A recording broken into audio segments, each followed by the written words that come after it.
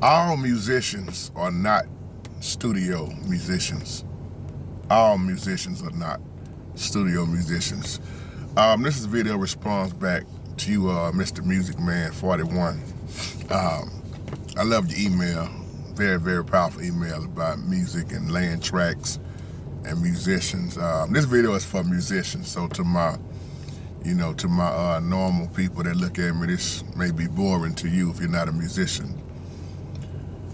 When you look around the world, you have musicians all over, female and male, vocalists, piano players, guitars players, bass players, you name it, saxophonists, whatever instrument you can think of, pretty much, there's musicians. And it takes a disciplined, humble musician to be a musician, if you really catch it. Even in the Bible shows us that David hired skillful musicians, Levites, and their job was to bring the music and worship, praise at the temple. And you get a lot of musicians in these studios who are not disciplined. First of all, when you laying tracks, that's different than playing live. I've been doing this all my life. And there's musicians who know how to play and leave space for the other instruments, if you catch what I'm saying. Just like if you laying tracks, you know that if you got a lead guitar player, just say if you the keyboard player, you got a lead guitar player coming to do their part, the bass player, the organist, saxophone, whatever it is you having to, come with it. You have to play in a way that is basic in so many ways. Because what you want to do is leave space for the other musicians. You can't be getting too busy. And that's the problem with a lot of keyboard players. It ain't just the keyboard players. A lot of drummers like to rip all over the place. A lot of bass players like to thump a lot when it ain't time to thump. I mean, some of them thump so much they forget about running the bass line. But you have to leave space when you doing those tracks for the other musicians. That's why I want to use that title. All musicians are not studio musicians. And that's what's happening a lot of times. Most people are laying stuff in their own home now. You rarely see a whole lot of people going to studios anymore. It's still some, but not a whole lot from where I'm at, because everybody have invested in themselves, recording out their houses or certain buildings. But once again, it takes that humble musician who knows how to, hey, let me do my part. See, I was actually trained by guitar players. My daddy played keys too, but I learned how to really play the keyboard. I always give a shout out to my man, brother Greg Clark.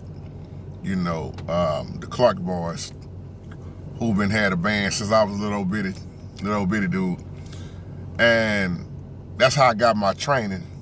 He showed me, he also played keys too.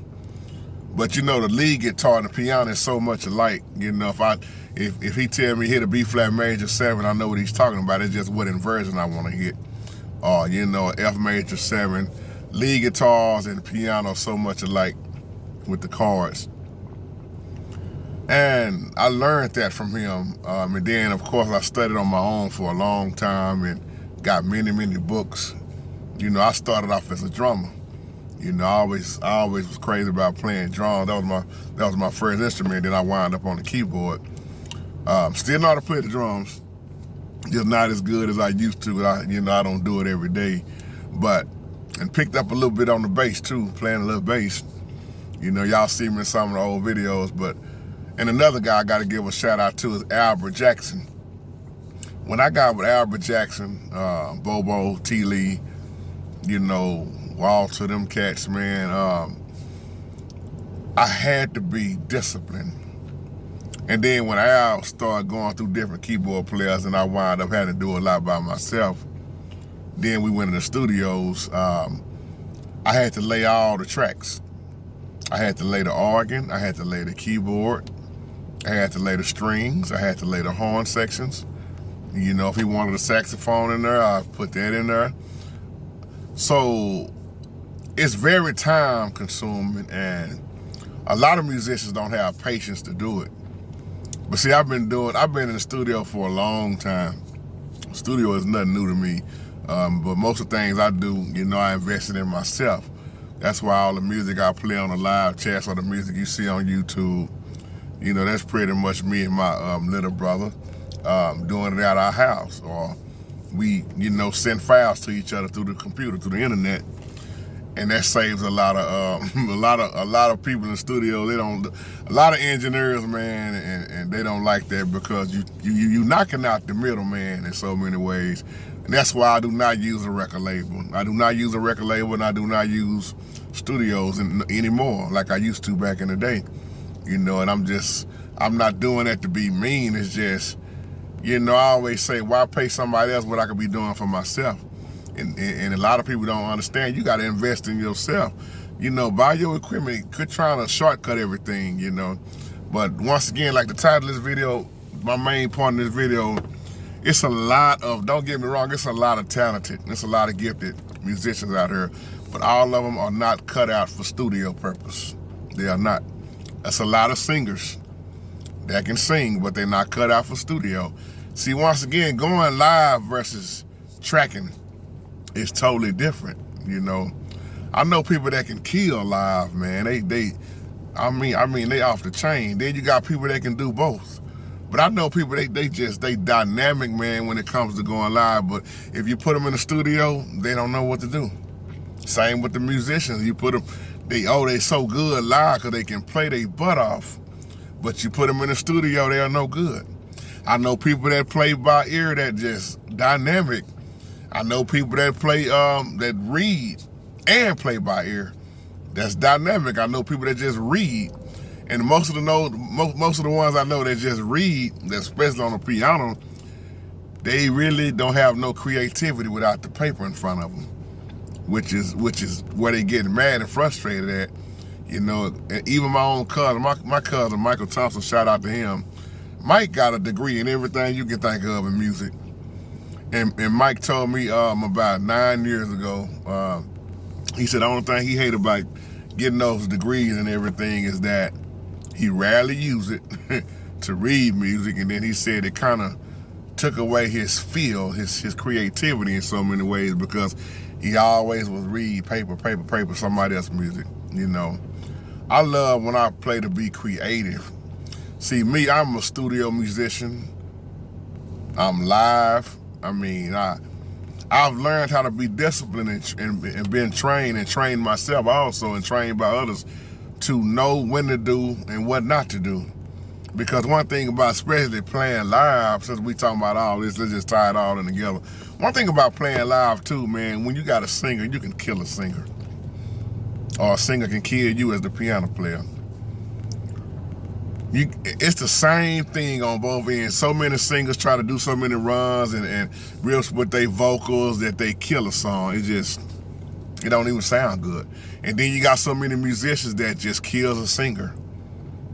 The singer trying to sing the song and they just all over the place with chords and trying to get attention and trying to play the fattest chord. Sometimes all you need is the simple chord. Simple bass line. Especially when you're doing something like hymns. And when I hear musicians play like that, man, I don't like it. I don't like that all over the place trying to show out when you know you got a singer right here, or what does that do to the other band members? See, it's some organ players you cannot play with. They kill a bass player. They won't let up off the bass line or the bass pedals on the organ.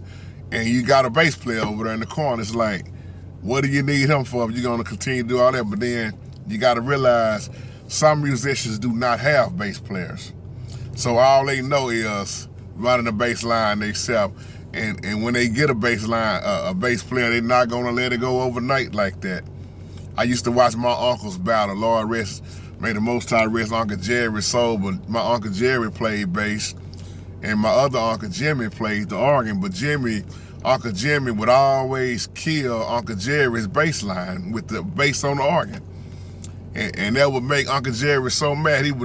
One time I seen him get up and walk over there and turn the drawboard to the bass pedals off in the middle of church on Sunday. Because if you an organ player and you hitting them foot pedals and you running the bass line, it's gonna make the bass player, it's gonna make y'all vibrate with a terrible sound.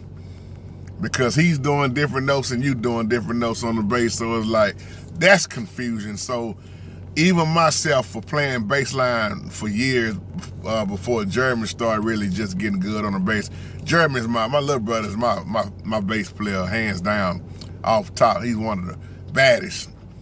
But even when I had to start playing with him, he used to, man, get off the bass, I got the bass. And it took me a while to start running the bass line because in another band with G Code, they had, back in the day, their name was something else. I want to say Lakeside or something, but whatever their name was back in the day, then they done changed their name so many times as a band. But a lot of times in their band, I would run bass synthesizer. So I'm versatile, and I ran bass lines for years through the keyboard. Still do if somebody need me, like, hey man, my bass player couldn't make it, can you just run bass? I love running bass keys, but also my favorite thing to do on the piano is chord. I'm not so much of a runner like a lot of keyboard players are. I can run, but that's not my style. My style is to be behind the scene. Chord. I love to play behind a singer. I love to play behind especially a saxophone player. Shout out to my boy Marvell. So when you learn what to do and how to do it and not to mess up people around you, it works so much better. And I tell you something else, you'll get more and more phone calls from people, especially on drums. Let me use drummers for an example. It's a lot of drummers that come from, still do, playing Kojic Church. And if you don't know what Kojic is, Church of God in Christ, those drummers play loud the majority of them. I ain't never seen one that plays soft. I'm just saying I haven't. And a lot of them try to go in the studio, and try to fit in on certain projects, and it just do not work. And then they be all over the place. And then they be like, why y'all call this dude here? He's so basic, man. All he do is just, he stay on beat, He give you the foundation like you want. That's why they call him. It's a lot of people out here don't want all that extra stuff. They just want the basic. And them know a lot of drummers, they get a lot of gigs. See, if you can't learn how to play at a low volume also, and then you talking about playing in somewhere like a restaurant, they just want soft music, or you gotta play at this place soft music, not too loud, playing with brushes or rim shot. A lot of drummers can't do that. All they know is loud volume, and they think the louder they play, the more getting off they are doing, getting off in a good way, like, ripping all the place. But you have to learn your instrument. You have to be humble with it, if that makes sense. So I love your email, brother. That's why I say, let me just break this down in this video. I haven't done a video like this for a long time about music, but when you trying to put them musicians that ain't cut out for the studio in the studio, you wasting time. And then here's another tip I like to tell people. Do not go to the studio to practice. Unless you just got to hook up with their studio and they just gonna give you some free time, some free blocks. I've seen so many engineers get into it with musicians and rappers and whatever that comes in there because they done rented out, the studio for X amount of hours, and then they go over. And one thing about them engineers, man, they don't play. The ones I know, they don't play. And they want their money. It ain't their fault that you done had your material to get together before you went in there, and then now you look up, you done been in there 7 hours, and they want their money for a 7-hour block. Think about that. You practice at home, you go to the studio to lay it down, if you're gonna go to the studio. And I've seen people get into fights behind that. If you're gonna go, just say before you leave the house, let's just use an example. You got this one song, You already got it laid down. So your goal is, okay, you're just gonna go in the studio for 3 hours. You say, okay, I'm gonna leave the house, I'm gonna just go in there and I'm gonna do my background vocals. I'm not gonna do the lead, I'm not gonna worry about the lead. I'm gonna just lay down my 3-part harmony, work on my harmony. Okay, you work on that harmony at the house, and then when you go to the studio, if you're gonna do 3 hours, let that 3 hours do it. Don't go in there talking about, oh man, I done messed up, man. You can't get it together, and then okay, now I'm gonna switch and work on some of the lead part. Now, if you get the vocals down in time, hey, good. If you knock it out, you got some more time left. But the majority of people, if you like me, when you laying down stuff, you are very hard on yourself, and you may take 1,000,000 takes. You should see me when I'm laying stuff at the house. I'm not satisfied with that. And that's the beauty of doing it at the house. I ain't got to worry about going over on nobody's time. It's me that's investing in me. You know, I can mess up as much as I want, stay up as long as I want, and ain't nothing nobody can do about that. I don't have to worry about wasting money. So just a few little tips I've learned over the years, man. But get those type of musicians that will be humble. If you're going to get them tracks laid, get them musicians that lay tracks, that know how to be humble and know how to respect the other musicians that's going to come in, you know. But like I said, if you're going live in the studio, now that's different. If you got the drums over here, the organ player over here, the piano over there, the lead guitar, the bass, or whatever else you add in, but you still with that, you got to be disciplined. And that's what's wrong with a lot of musicians. They are not disciplined, and a lot of them are not anointed. You going there talking about, man, I don't feel the anointing on this, man. All musicians are not anointed. Can they play? Yes. But I'll tell you something before I close. Don't get talented mixed up with anointed.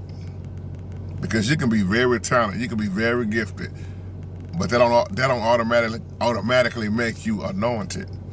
And that's what's wrong with so many churches that's just putting these musicians on pedestals, man, because they can play, their life ain't right. They can play, you just got them in. I know a whole lot of musicians that can play. A whole lot of them. They can play their butt off. They can sing. But when it comes to living this life for the Most High, they just musicians. And as a pastor, I hope we got a few pastors looking at this. You should never want to hire in no musician that's not living right and does not care about how things sound. You just want to bring them in because they can play, they sound good, and then you wonder why 2 or 3 months down the line they done ran everybody off because you done hired them in there. Think about that, pastors.